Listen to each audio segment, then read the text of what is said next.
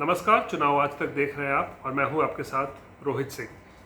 13 मई को बिहार की 5 लोकसभा सीटों पर मतदान होना है और ये सीटें जहां पर मतदान होना है उसमें मुंगेर, बेगूसराय, समस्तीपुर, उजियारपुर और दरभंगा शामिल है। तो मिथिलांचल का कुछ क्षेत्र इसमें है जिसमें समस्तीपुर और दरभंगा है और उसके बाद बेगूसराय है, मुंगेर है और उजियारपुर जो है वहाँ पे चुनाव होने हैं। और एक तरीके से कहें तो 3 दिग्गज हैं जिसमें से 2 केंद्रीय मंत्री हैं, उनके भाग्य का फैसला भी होना है और वोटिंग होगी तो उसके बाद जो है इनका भविष्य क्या होगा वो ईवीएम में कैद हो जाएगा। दरअसल बेगूसराय की बात करते हैं। बेगूसराय से केंद्रीय मंत्री गिरिराज सिंह इस बार चुनावी मैदान में एक बार फिर से उतरे हुए हैं। पिछले बार भी उन्होंने बेगूसराय से ही चुनाव लड़ा था, लेकिन उस बार उनकी ज़बरदस्त जीत हुई थी और कन्हैया कुमार उस वक्त जो थे सीपीआई के उम्मीदवार, उनको हराया था गिरिराज सिंह ने। और इस बार फिर से गिरिराज सिंह को ही पार्टी ने अपना उम्मीदवार बनाया है, लेकिन इस बार उनके खिलाफ कन्हैया कुमार नहीं है। कन्हैया कुमार इस बार दिल्ली से चुनाव लड़ रहे हैं कांग्रेस के टिकट पर। तो इस बार अवधेश राय है सीपीआई के, उनको उम्मीदवार बनाया गया है और उनके साथ ही जो है मुख्य मुकाबला होना है गिरिराज सिंह का। तो ये थे एक केंद्रीय मंत्री जिनका मुकाबला होगा 13 मई को जब वोट डाले जाएंगे बेगूसराय में। दूसरे हैं नित्यानंद राय, केंद्रीय गृह राज्य मंत्री हैं। इनके भाग्य का फैसला भी 13 मई को होने वाला है। उजियारपुर से वो चुनाव लड़ रहे हैं, पहले भी यही से वो चुनाव जीतते हैं और इस बार आरजेडी से उन्हें टक्कर मिल रही है। आलोक मेहता जो कि बिहार सरकार में मंत्री रह चुके हैं पूर्व में, अभी विधायक भी हैं आरजेडी के, तो वो इस बार लोकसभा चुनाव लड़ रहे हैं और उजियारपुर से नित्यानंद राय को इस बार चुनौती दे रहे हैं आलोक मेहता। तो 2 केंद्रीय मंत्री जिनके भाग्य का फैसला 13 मई को होना है।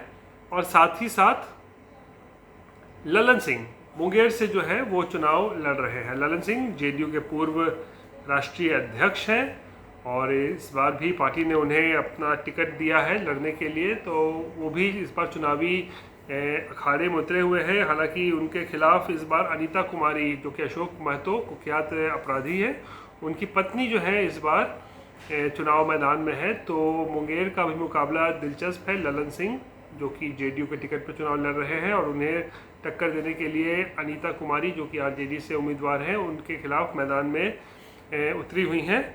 और इसके साथ ही साथ हम बात करें तो समस्तीपुर का भी एक बड़ा दिलचस्प एक लड़ाई हो चुकी है। समस्तीपुर में दरअसल नीतीश कुमार के जो 2 मंत्री हैं, एक हैं महेश्वर हजारी और दूसरे हैं अशोक चौधरी। इन दोनों के ही जो बच्चे हैं वो चुनाव लड़ रहे हैं समस्तीपुर से।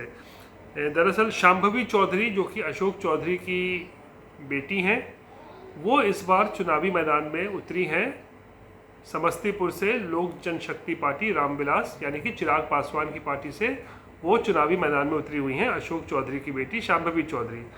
वहीं दूसरी तरफ महेश्वर हजारी जो कि जेडीयू के नेता हैं, मंत्री भी हैं और उनके बेटे सनी हजारी जो है इस बार चुनावी मैदान में उतरे हैं, लेकिन सनी हजारी कांग्रेस के टिकट पर इस बार चुनावी मैदान में उतरे हुए हैं। तो ये बड़ा दिलचस्प एक समीकरण है जहां पर नीतीश कुमार सरकार के 2 मंत्रियों के बच्चे चुनाव लड़ रहे हैं एक दूसरे के खिलाफ।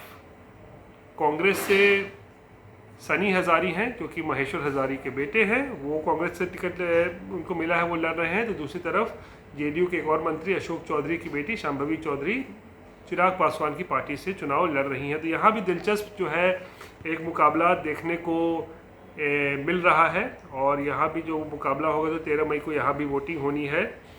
और दरभंगा में भी जो तत्कालीन वहाँ से सांसद हैं गोपाल जी ठाकुर, उन्हें इस बार फिर से टिकट दिया गया है बीजेपी की तरफ से उनको चुनौती इस बार दे रहे हैं ललित यादव दरभंगा से। ललित यादव दरअसल विधायक भी हैं आरजेडी के, और उनको इस बार लोकसभा का टिकट दिया है पार्टी ने।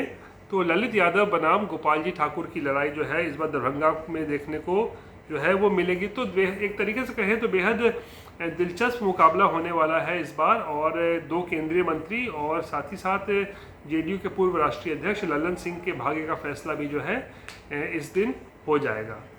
रोहित सिंह, पटना, चुनाव आज तक।